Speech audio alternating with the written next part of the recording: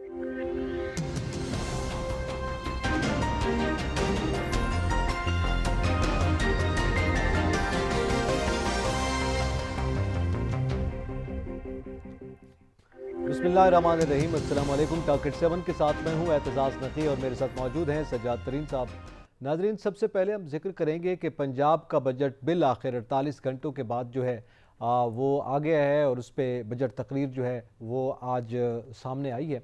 और दोस्त Mohammad Mazari deputy speaker जो हैं उनकी ज़ेर सदारत ये इजलास हुआ है और इसमें ज़ाहिर है जो इस वक्त बजट के हवाले से हम बात कर रहे थे, गुज़िश्ता 2 रोज़ से ये बजट ताख़ीर का शिकार था और मुसलसल ये देखा जा रहा था कि पंजाब के अवाम निगाहें लगा कर बैठे थे कि पंजाब का बजट कब आता है ताकि आइंदा साल का जो मुआशी कारोबार ज़िंदगी है वो चल सके। तो एक तो ये बजट आ गया है और ये अवैस लगारी साहब ने ये बजट पेश किया, लेकिन ये बजट जो है ये पंजाब असम्बली में पेश नहीं हुआ, ये बजट ऐवान इकबाल लाहौर में पेश हुआ है और ये स्पीकर पंजाब असम्बली में थे और ऐवान इकबाल में डिप्टी स्पीकर के ज़ेर सदारत जो है ये बजट जो है आज अनाउंस किया गया है। अब इसमें गवर्नर के खसूसी अख्तियारात का इस्तेमाल हुआ है, उन्होंने बाकायदा तौर पर डिप्टी स्पीकर को ये अख्तियारात दिए, बल्कि वजारत कानून के अंडर जो है ये इजलास हुआ है और उस पे उसको मुस्तरद किया है स्पीकर पंजाब असम्बली चौधरी परवेज़ इलाही ने। उन्होंने प्रेस कॉन्फ्रेंस भी की है, इस पर उन्होंने शदीद एहतजाज भी किया है। लेकिन दूसरी जानिब कानूनी माहिरीन क्या कह रहे हैं और इसके साथ साथ ये जो सूरत हाल डेवलप हुई है ये पहले कभी नहीं हुआ, तो इस हवाले से इसका कानूनी जायज़ा भी हम लेंगे, इसके टेक्निकल आस्पेक्ट्स के हवाले से भी, और फिर इसका इम्पैक्ट क्या होगा आइंदा की ना सिर्फ सियासत पर बल्कि ख़ुद जो बजट तकरीर जो बजट पेश हुआ है इस बजट के हवाले से भी, तो इस पर भी बात करेंगे। इसके साथ साथ हम जिक्र करेंगे कि आज मुनस इलाही साहब जो कि चौधरी परवेज़ इलाही साहब के फर्जंद हैं, उनके ख़िलाफ़ जो है वो केस चल रहा था। ये बताया जा रहा है चूँकि वज़ीर दाखिला राना सनाउल्लाह साहब ने ये कहा कि ये केस इमरान खान साहब के दौर में था, उनको उस वक्त ही गिरफ़्तार किया जाना था, मगर उसको बहरहाल एक्टिवेट किया गया है। तो उसके बाद मुनस इलाही साहब जो हैं वो ख़ुद FIA के दफ्तर पहुँचे हैं और उन्होंने कहा है कि वो ख़ुद गिरफ़्तारी देने के लिए आए हैं, उन पर जो इल्ज़ामात हैं उसके लिए वो बातचीत करेंगे। उन्होंने मुख्तसर सी बातचीत मीडिया से की है, तो इस पर भी बात करेंगे और इसके साथ साथ इमरान खान साहब ने भी आज गुफ्तगू की है, उसका भी जिक्र करेंगे।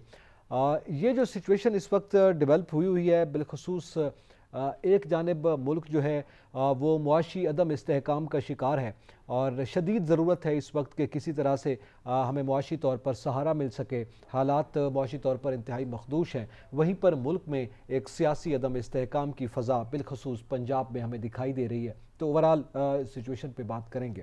बेहतरीन साहब, सबसे पहले तो मेरे ख्याल में बजट पे पहले बात कर लेते हैं, उसके बाद उसके ये बजट किस तरह से ऐवान इकबाल तक पहुंचा, पंजाब असम्बली से ऐवान इकबाल तक के सफ़र पे भी बात करते हैं।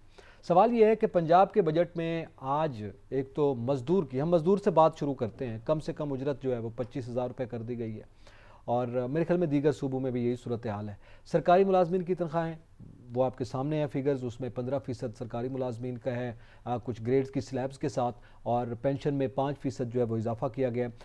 इसमें बहुत सी चीज़ें हैं बजट में, ज़ाहिर है यकीनी तौर पर ओवरऑल बजट है तो उसमें बहुत से एस्पेक्ट्स हैं, PSDP के हवाले से बात है, लेकिन दो बातें बड़ी अहम हैं।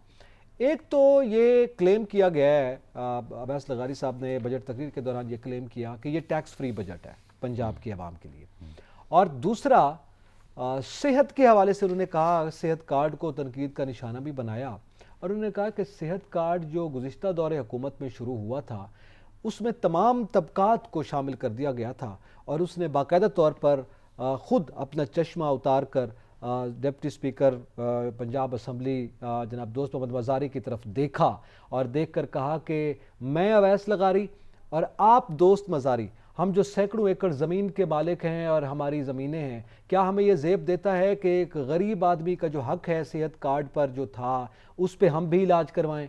ये काम तो इमरान खान साहब ने किया था कि सबको इसने सेहत कार्ड दे दिया था, तो हम उसको महदूद करेंगे गरीब तबके के लिए। एक तो ये बात हुई, और दूसरा उन्होंने कहा कि तमाम हॉस्पिटल्स में पंजाब में दवाएं जो हैं वो जो शहबाज शरीफ के दौरे हुकूमत में पंजाब में जब वज़ीर आला थे फ्री थी, वो आज से बहाल कर दी गई। 1 जुलाई से पंजाब के तमाम अस्पतालों में मेडिसिन फ्री मिलेंगे। देखिए, पंजाब का जो बजट आया है, मैं समझता हूँ ये जो मुल्क की ओवरऑल मुआशी सूरत हाल है उसमें एक बड़ा मुनासिब बजट है। मज़दूरों की तनख्वाहें बढ़ाई गई हैं, पेंशन की तनख्वाहें, सरकारी मुलाजिम की तनख्वाहें, ये एक समझ लें कि एक अच्छा बजट है।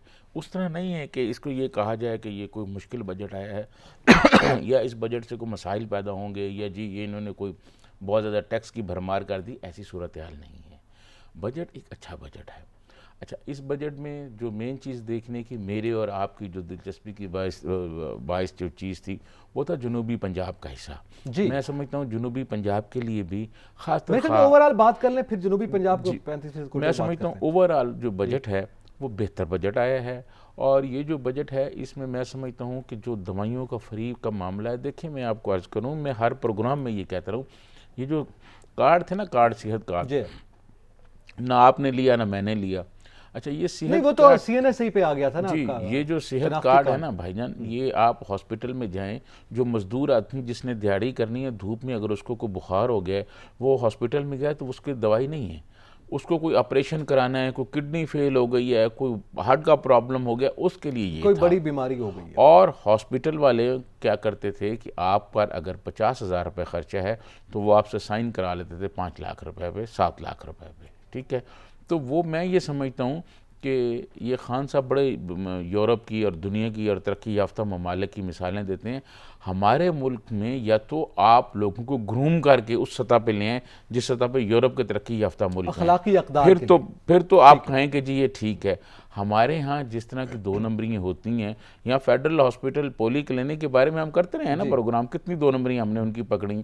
तो ये इस तरह हमारे तो सरकारी हॉस्पिटल्स में ही होती हैं, तो प्राइवेट तो फिर आपको पता है बैठे हुए इसलिए हैं। प्राइवेट अस्पताल यकीन करें, मैं समझता हूँ कि मेरी जो दिल की ख्वाहिश है कि कोई हुकूमत आए जो पाकिस्तान में 2 इक़दामात, प्राइवेट तालीम और प्राइवेट सेहत जुर्म करार दे दिया जाए, जैसे कि बहुत अच्छी बात की जैसे आपने। कि होगो शावेज ने किया है जी, वेनेजुएला में, क्यूबा में है। क्यूबा में जो आप दांत का ऑपरेशन $50,000 में न्यूयॉर्क में कराते हैं वो क्यूबा में फ्री है, जी, ठीक है। तो ये 2 चीज़ें जो हैं, एक तालीम और एक सेहत, इसके यहाँ पाकिस्तान में कारोबार करते हैं लोग, ये अरबपति बने हुए हैं, तालीम के यूनिवर्सिटी कॉलेज बना के आप देखें, अरबपति बने हुए हैं जी। तालीम और और ये सेहत कारोबार है मुख्तलिफ यहाँ चेनें हैं इनके पे, स्कूलों की। यकीनन है सर। तो ये इसी तरह सेहत का आप अच्छा, देख लें। इस सेहत कार्ड में आज अवैस लगारी साहब ने ये बताया बजट तकरीर के दौरान कि हम उसमें मेरे ख्याल में किसी इकदामात का वो इशारा दे गए कि एक तो इसमें जो बीमारियां जो थी ना, कुछ कम थी, 12-13 उसमें रखी गई थी, एक तो उनकी तादाद बढ़ाई जाएगी, यानी ज़्यादातर तबका ताकि उस नेट में आ जाए। दूसरा तबका जो है गरीब, उसको देख के दिया जाएगा कि ये नहीं है कि अमीर आदमी भी उससे इलाज कराए, गरीब आदमी भी उससे इलाज कराए, तो अमीर आदमी अपनी जेब से करवाए, जी गरीब आदमी बिल्कुल। तक महदूद किया जाए। तीसरा उसमें हम ये मामला उठाते रहे हैं सेहत कार्ड के हवाले से, और वो ये मामला था कि उसमें ओपीडी का मामला था कि वो जाके नहीं करवा सकते। तीसरा दवाइयों का जो मामला अक्सर आप भी जिक्र करते थे कि मेडिसिन तो फिर उसी कीमत पे मिलती है, तो अगर वो फ्री हो गई है और साथ ये भी चलता है गरीब तबके के लिए, तो मेरे और ख्याल में फिर एक बेहतर है, उस लेकिन सेहत इस पे इम्प्लीमेंटेशन बड़ी जरूरी उस सेहत कार्ड में जो इमरान खान नियाजी साहब की हुकूमत ने जारी किया था, उसमें आप टेस्ट नहीं करा सकते। है। जी, टेस्ट अगर आपने कराने हैं तो लेकिन ये उसके लिए देखना होगा कि आया इसमें भी करवा आपको सकते हैं कि पैसे, नहीं। मैं ये समझता हूँ कि जो टेस्ट पहले फ्री हो रहे थे ना हॉस्पिटल में, मियाँ साहब शहबाज शरीफ जब चीफ मिनिस्टर थे तो उस ज़माने में हॉस्पिटल में महंगे से महंगा टेस्ट फ्री हुआ करता था सरकारी हॉस्पिटल में, वो दोबारा होना चाहिए और दवाइयाँ फ्री मिलनी चाहिए। अगर सेहत कार्ड की भी ज़रूरत पड़ती है साथ तो वो भी चलें, कर लिया जाए, लेकिन लोगों को अस्पतालों में, सरकारी अस्पतालों में लोगों का, चाहे वो बुखार का है, चाहे उसका हार्ट का है, चाहे कोई किडनीज का है, कोई भी प्रॉब्लम है उसका इलाज फ्री होना चाहिए। बिल्कुल ठीक है। ये एक इलाज और एक तालीम, ये बहुत ज़रूरी है। यहाँ यकीन करें प्राइवेट इदारों में तालीम की जो फीसें हैं वो गरीब आदमी नहीं दे सकता, एक मेहनत का शेकहारी एक मजदूर जो वो है मेरे ख्याल में वो दानिश नहीं स्कूल दे वाला सकता। दोबारा इनका तो सिलसिला है, शायद उस जाने ये बढ़ेंगे, लेकिन उसमें कुछ मसाइल अभी मौजूद हैं, उसका भी जिक्र करेंगे। और जनूबी पंजाब का आपने जिक्र किया कि उसके लिए 35% इन्होंने रखा है, और इन्होंने बताया है कि 189 अरब तक रखा गया था गुज़िश्ता में, हम उसको 240 तक ले गए हैं। तो ये एक बड़ा बजट जो है वो जनूबी पंजाब के लिए आएगा, मगर उसकी क्या इंप्लीकेशन होगी इसका भी जिक्र करेंगे। लैपटॉप स्कीम भी है, उसकी भी बात करेंगे। नाज़रीन, यहाँ पे वक्त एक ब्रेक का, हमारे साथ रहिएगा।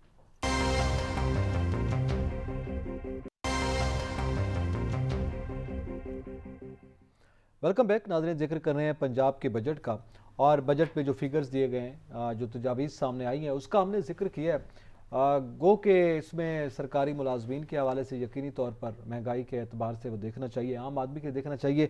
पेंशनर्स के साथ थोड़ी ज़्यादती हुई है, ज़रा कम उसमें इजाफा किया गया है, जो बुज़ुर्ग शहरी हैं, तो मेरे ख्याल में उसको ज़रूर देखना चाहिए था। तवक्को की जा रही थी कि इससे बेहतर होगा, मगर ये शिकायत आ रही है कि उसमें रिव्यू करना चाहिए था। लेकिन बहरहाल इससे बड़ा मामला है जनूबी पंजाब का, उसकी बात करते हैं। अब सजाद तरीन साहब, जनूबी पंजाब का आपने कहा, इन्होंने कहा जी हम 35% रख रहे हैं, बजट का हिस्सा जो है वो जनूबी पंजाब को जाएगा, तकरीबन 240 अरब रुपए जो है वो उसको दिए जाएंगे। अब उसमें ज़ाहिर है इसके अलावा जो प्रोजेक्ट्स हैं जो कि इस कोटे से हट के भी होंगे, वो भी उसमें मुजफ्फरगढ़, रहीम यार खान, दीगर में कुछ यूनिवर्सिटीज़ के क़याम की बात हुई है, कुछ दीगर इक़दामात का जिक्र किया है, ज़ाहिर है डिटेल में वो बात हुई है। लेकिन सवाल ये है कि ये कोटा चलें 189 अरब जो है वो रखा गया था बुज़दार हुकूमत में।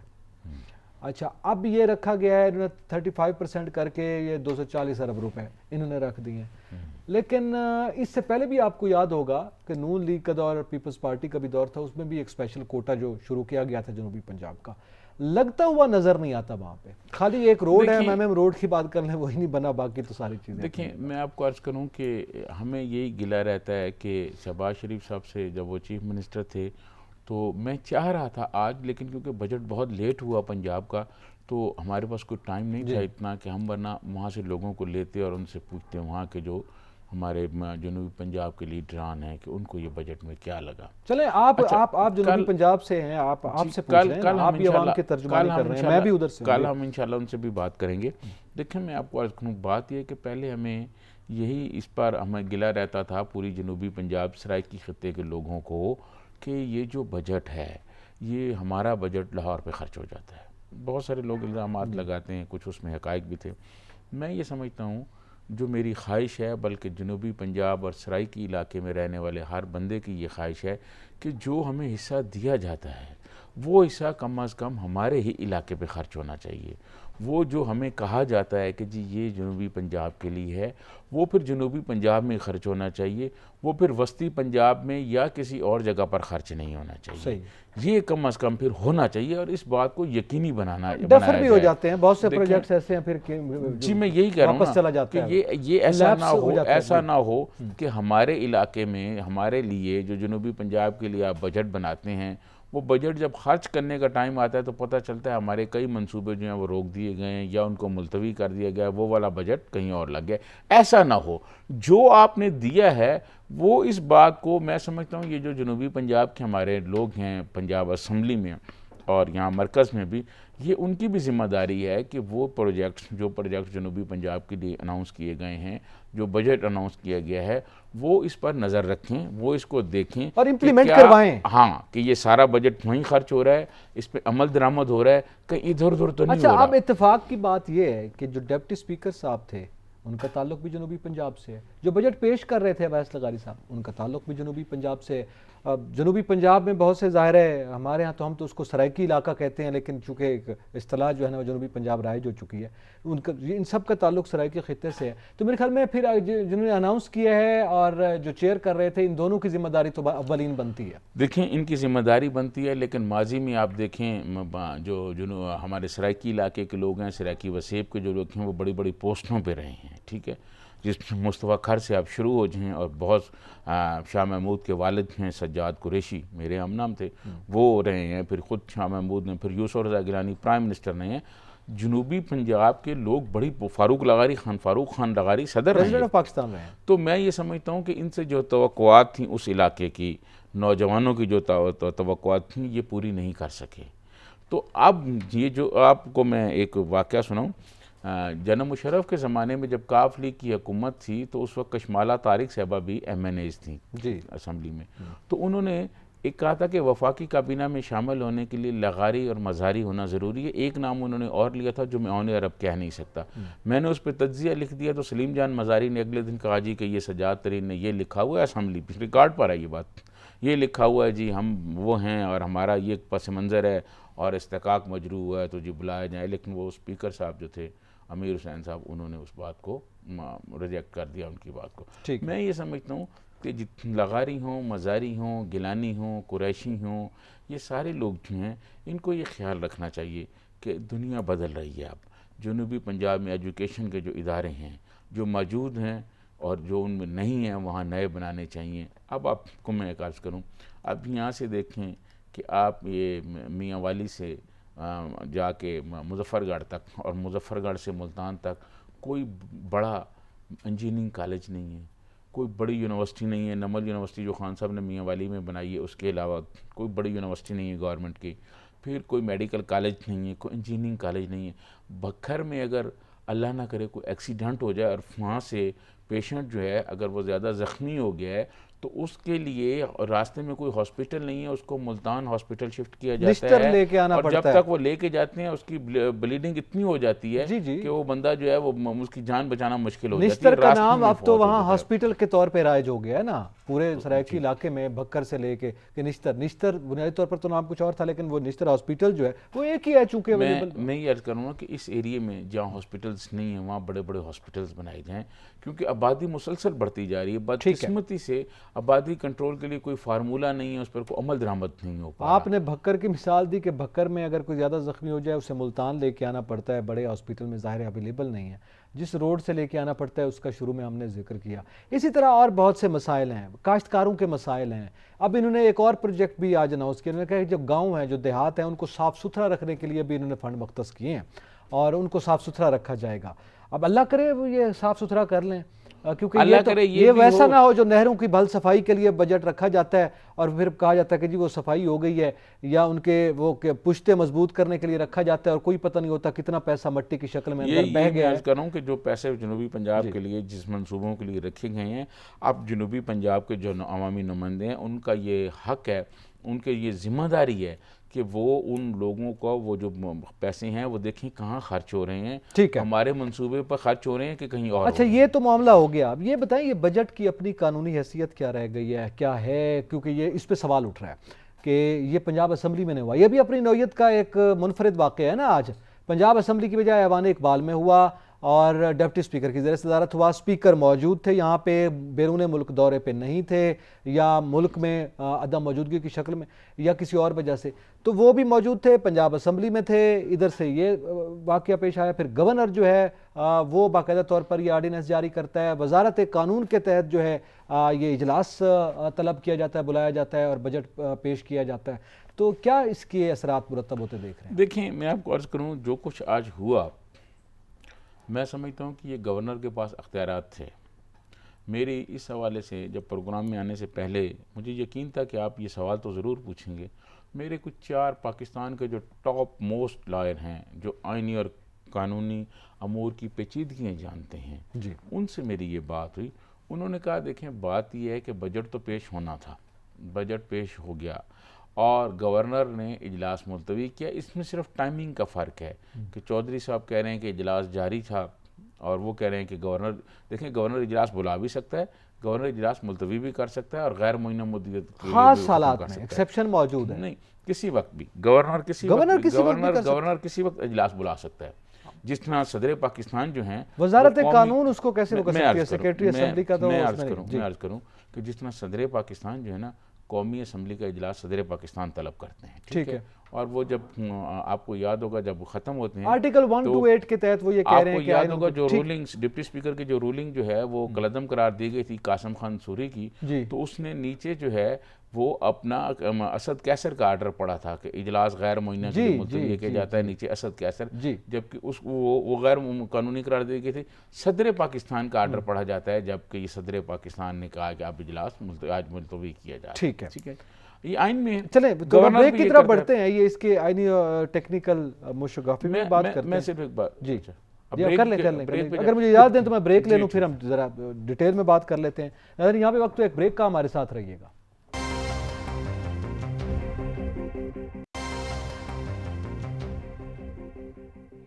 वेलकम बैक नाज़रीन। जिक्र कर रहे हैं कि आज जो पंजाब असम्बली का इजलास हुआ उसकी कानूनी हैसियत के हवाले से, उस चूँकि ये अपनी नौयत का एक मुनफरद वाक़या है जो पेश आया, तो उस पर ब्रेक से पहले हम बात कर रहे थे। आपने यकीनी तौर पर कि उसकी कानूनी हैसियत क्या है, नहीं है, वो आइन में दर्ज है, और उस पर मजीद जो अगर वो कोर्ट में जाते हैं तो फिर उसकी इंटरप्रिटेशन कोर्ट क्या करती है वो तो सामने आएगा।